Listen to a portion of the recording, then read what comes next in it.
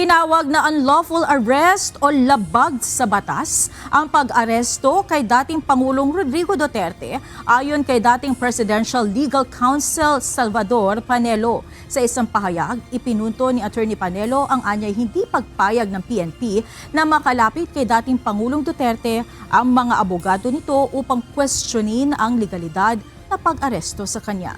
Ayon kay Attorney Panelo, na-deprive si Digong ng legal representation noong siya ay inaresto ng mga otoridad.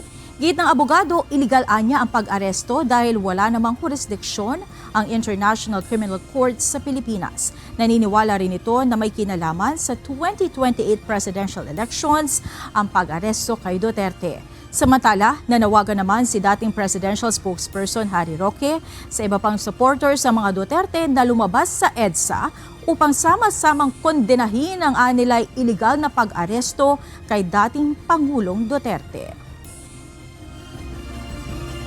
So kaya nga, ang panawagan natin ay mga kababayan, kung dati-dati hindi kayo nakikisapi sa mga pagtitipon dyan sa EDSA, siguro dapat magtungo na sa EDSA ngayon at ipakita natin na tutol tayo sa illegal na pag-aresto dito kay dating Presidente Rodrigo Roa Duterte, no?